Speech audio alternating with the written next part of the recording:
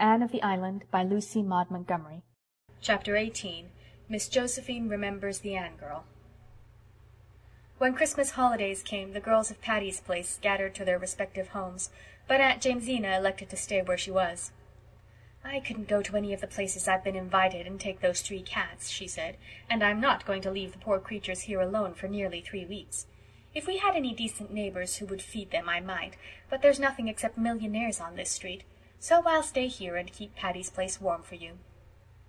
Anne went home with the usual joyous anticipations, which were not wholly fulfilled. She found Avonlea in the grip of such an early, cold, and stormy winter as even the oldest inhabitant could not recall. Green Gables was literally hemmed in by huge drifts. Almost every day of that ill-starred vacation it stormed fiercely, and even on fine days it drifted unceasingly. No sooner were the roads broken than they filled in again. It was almost impossible to stir out. The Avis tried on 3 evenings to have a party in honor of the college students, and on each evening the storm was so wild that nobody could go, so they gave up the attempt in despair. Anne, despite her love of and loyalty to Green Gables, could not help thinking longingly of Patty's Place, its cozy open fire, Aunt Jamesina's mirthful eyes, the 3 cats, the merry chatter of the girls, the pleasantness of Friday evenings when college friends dropped in to talk of grave and gay. Anne was lonely. Diana, during the whole of the holidays, was imprisoned at home with a bad attack of bronchitis. She could not come to Green Gables, and it was rarely Anne could get to Orchard Slope, for the old way through the haunted woods was impassable with drifts, and the long way over the frozen lake of Shining Waters was almost as bad. Ruby Gillis was sleeping in the white-heaped graveyard. Jane Andrews was teaching a school on western prairies. Gilbert, to be sure, was still faithful, and waded up to Green Gables every possible evening. But Gilbert's visits were not what they once were. Anne almost dreaded them. It was very disconcerting to look up in the midst of a sudden silence and find Gilbert's hazel eyes fixed upon her, with a quite unmistakable expression in their grave depths. And it was still more disconcerting to find herself blushing hotly and uncomfortably under his gaze, just as if, well, it was very embarrassing. Anne wished herself back at Patty's Place, where there was always somebody else about to take the edge off a delicate situation. At Green Gables, Marilla went promptly to Mrs. Lynde's domain when Gilbert came, and insisted on taking the twins with her. The significance of this was unmistakable, and Anne was in a helpless fury over it. Davy, however, was perfectly happy. He revelled in getting out in the morning and shoveling out the paths to the well and the hen-house. He gloried in the Christmas-tide delicacies which Marilla and Mrs. Lynde vied with each other in preparing for Anne, and he was reading an enthralling tale in a school library book of a wonderful hero who seemed blessed with a miraculous faculty for getting into scrapes from which he was usually delivered by an earthquake or a volcanic explosion, which blew him high and dry out of his troubles, landed him in a fortune, and closed the story with proper éclat.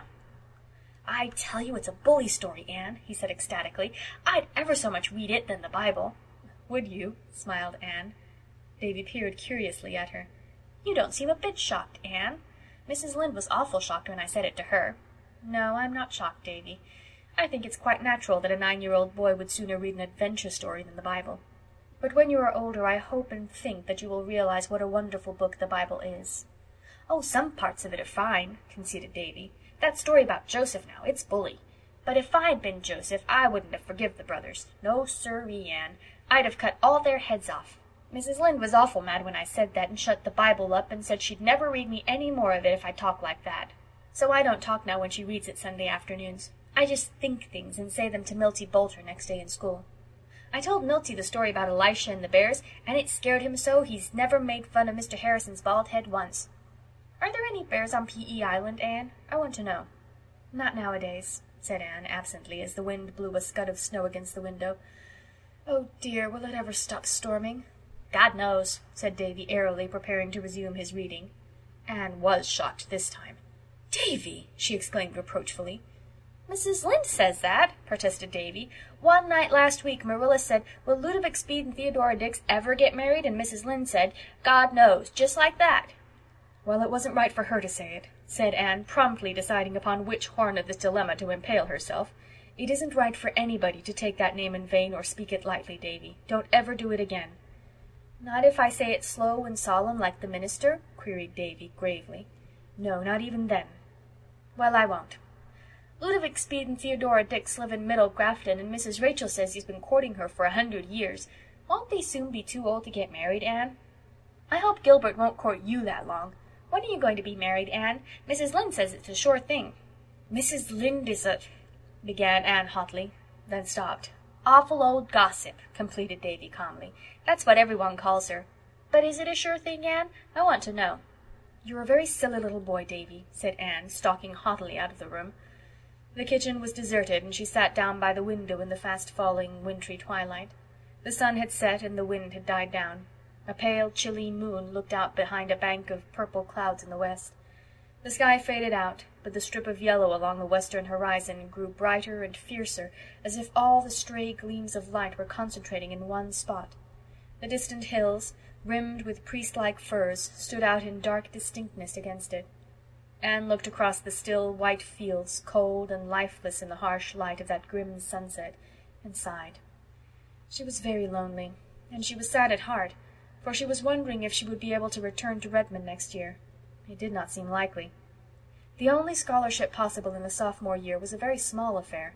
She would not take Marilla's money, and there seemed little prospect of being able to earn enough in the summer vacation. "I suppose I'll just have to drop out next year," she thought drearily, "and teach a district school again until I earn enough to finish my course. And by that time all my old class will have graduated, and Patty's Place will be out of the question. But there, I'm not going to be a coward. I'm thankful I can earn my way through if necessary." "Here's Mr. Harrison waiting up the lane," announced Davy, running out. "I hope he's brought the mail. It's 3 days since we got it. I want to see what them pesky Grits are doing. I'm a conservative, Anne, and I tell you, you have to keep your eye on them Grits." Mr. Harrison had brought the mail, and merry letters from Stella and Priscilla and Phil soon dissipated Anne's blues. Aunt Jamesina, too, had written, saying that she was keeping the hearth fire alight, and that the cats were all well, and the house-plants doing fine. "The weather has been real cold," she wrote, "so I let the cats sleep in the house. Rusty and Joseph on the sofa in the living room, and the Sarah cat on the foot of my bed. It's real company to hear her purring when I wake up in the night and think of my poor daughter in the foreign field. If it was anywhere but in India, I wouldn't worry, but they say the snakes out there are terrible. It takes all the Sarah cat's purring to drive away the thought of those snakes. I have enough faith for everything but the snakes. I can't think why Providence ever made them. Sometimes I don't think he did.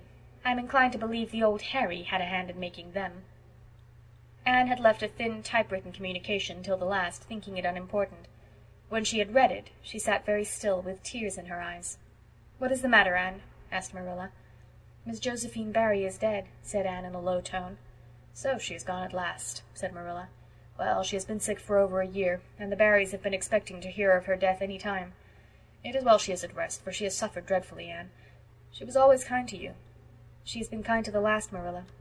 This letter is from her lawyer. She has left me $1,000 in her will." "Gracious, ain't that an awful lot of money?" exclaimed Davy. "She's the woman you and Diana lit on when you jumped into the spare-room bed, ain't she? Diana told me that story. Is that why she left you so much?" "Hush, Davy," said Anne gently. She slipped away to the porch gable with a full heart, leaving Marilla and Mrs. Lynde to talk over the news to their heart's content. "Do you suppose Anne will ever get married now?" speculated Davy anxiously.